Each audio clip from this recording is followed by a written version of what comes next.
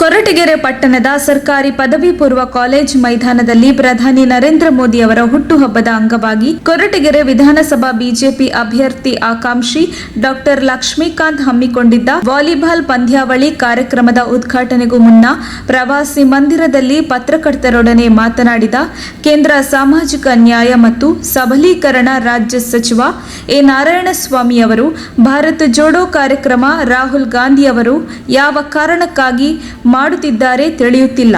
ಕರ್ನಾಟಕದಲ್ಲೇ ಕಾಂಗ್ರೆಸ್ ಪಕ್ಷವನ್ನು ಜೋಡಿಸಲಾಗದ ಸ್ಥಿತಿ ಇದ್ದು ದೇಶ ಜೋಡಿಸಲು ಹೋಗುವುದು ಪ್ರಯೋಜನವಿದೆಯಾ ಎಂದ ಅವರು ರಾಹುಲ್ ಗಾಂಧಿಗೆ ಅವರ ಪಕ್ಷದ ಸಿದ್ದರಾಮಯ್ಯ, ಡಿಕೆ ಶಿವಕುಮಾರ್ ಅವರನ್ನು ಜೋಡಿಸಲು ಸಾಧ್ಯವಾಗಿಲ್ಲ. ಇನ್ನು ಭಾರತ್ ಜೋಡೋ ಹೇಗೆ ಸಾಧ್ಯ ಎಂದು ಪ್ರಶ್ನಿಸಿದರು.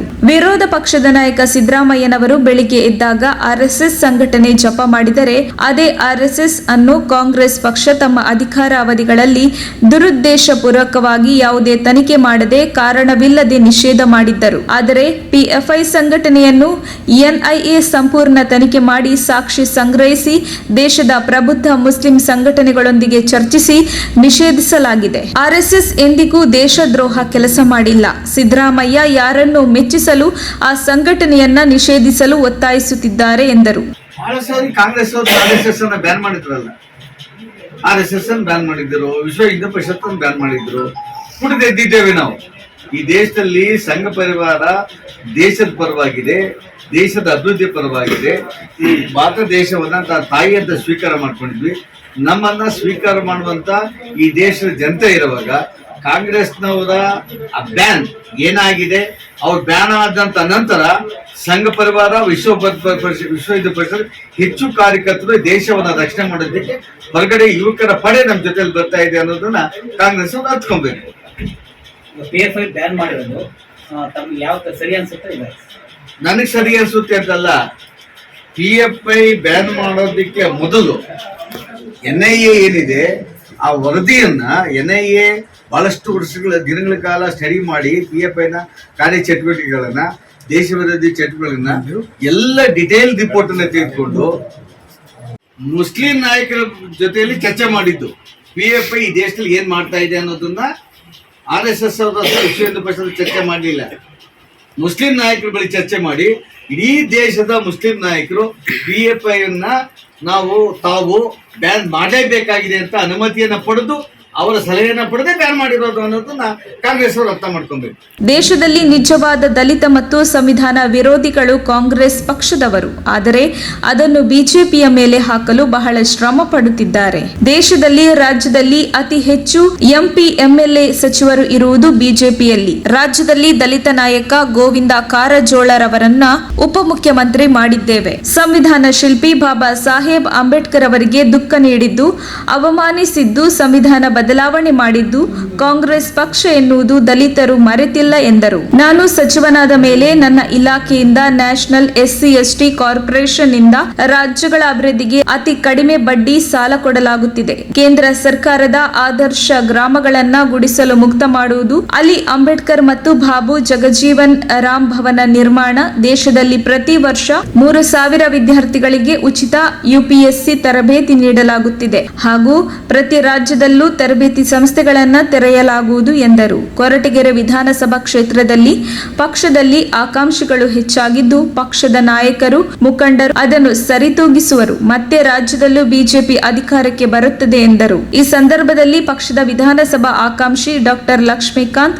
ಮಧುಗಿರಿ ಜಿಲ್ಲಾಧ್ಯಕ್ಷ BK ಮಂಜುನಾಥ್, ತಾಲೂಕು ಅಧ್ಯಕ್ಷ ಪವನ್ ಕುಮಾರ್, ಮಧುಗಿರಿ ತಾಲೂಕು ಅಧ್ಯಕ್ಷ ನರಸಿಂಹಮೂರ್ತಿ, ಮುಖಂಡರಾದ ತಿಮ್ಮಜ್ಜ, ವಿನಯಕುಮಾರ್, ಸುಶೀಲಮ್ಮ, ಮಮತಾ, ಗುರುದತ್, ದೇವರಾಜು, ಅರುಣ್ ಕುಮಾರ್, ಸ್ವಾಮಿ, ಭಾನುಪ್ರಕಾಶ್ ಸೇರಿದಂತೆ ಇತರರು ಹಾಜರಿದ್ದರು. ವರದಿ ಮಂಜುಸ್ವಾಮಿ, MN, ಕೊರಟಗೆರೆ. ಅವರು ಪದೇ ಪದೇ ಹೇಳ್ತಾ ಇರ್ತಾರೆ, ಇವರು ದಲಿತ ವಿರೋಧಿಗಳು, ಸಂವಿಧಾನವನ್ನ ಬದಲಾವಣೆ ಮಾಡ್ತಾರೆ ಅನ್ನೋದನ್ನ. ಮತ್ತೆ RSS ಬಗ್ಗೆ ಸಿದ್ದರಾಮಯ್ಯನವರು ನಮ್ಮ ಜಪ ಮಾಡದೆ ಮನೆಯಿಂದ ಹೊರಗಡೆ ಬರೋದೇ ಇಲ್ಲ. RSS ಜಪ ಮಾಡದೆ, BJP ಜಪ ಮಾಡದೆ ಅಥವಾ ಸಂವಿಧಾನದ ಬಗ್ಗೆ ಜಪ ಮಾಡದೇನೆ ಕಾಂಗ್ರೆಸ್ ಅವರು ಅವರ ಭಾಷಣಗಳನ್ನು ಮುಗಿಸೋದೇ ಇಲ್ಲ. ಆದ್ರೆ ಡಾಕ್ಟರ್ BR ಅಂಬೇಡ್ಕರ್ ಅಪಮಾನ ಮಾಡಿರೋದು ಯಾರು ಅನ್ನೋದೇ ಇಡೀ ದೇಶಕ್ಕೆ, ವಿಶ್ವಕ್ಕೆ ಗೊತ್ತಿದೆ. ಡಾಕ್ಟರ್ BR ಅಂಬೇಡ್ಕರ್ ಅವರು ಕೇಂದ್ರದಲ್ಲಿ ಮಂತ್ರಿಯಾದ ಕೇವಲ ಒಂದೇ ವರ್ಷದಲ್ಲಿ ಅವರ ರಾಜೀನಾಮೆ ಕೊಟ್ಟಾಗ ಈ ದೇಶದ ಕಾಂಗ್ರೆಸ್ನ ಯಾವುದೇ ನಾಯಕರು ಡಾಕ್ಟರ್ BR ಅಂಬೇಡ್ಕರ್ ಅವರ ಬಗ್ಗೆ ಮಾತಾಡಲಿಲ್ಲ. ವಿಶೇಷವಾಗಿ ಕರ್ನಾಟಕ ರಾಜ್ಯದಲ್ಲಿ ಬಿಜೆಪಿ ಅಧಿಕಾರಕ್ಕೆ ಬಂದ ಕೆಲವೇ ದಿನಗಳಲ್ಲಿ ಒಬ್ಬ ದಲಿತ ನಾಯಕರನ್ನ ಸನ್ಮಾನ್ಯ ಗೋವಿಂದ ಕಾರಜೋಳ ಅವರನ್ನ ಉಪಮುಖ್ಯಮಂತ್ರಿ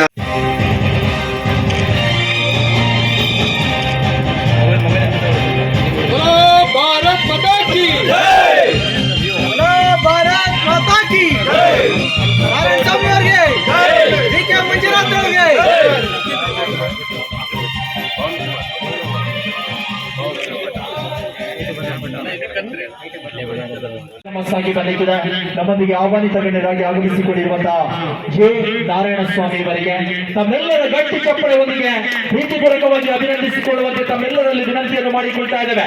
ತಮ್ಮೆಲ್ಲರ ಗಟ್ಟಿ ಚಪ್ಪಳೆಗೆ ಅವರಿಗೆ ನೀಡುವಂತಹ ಸಹಕಾರ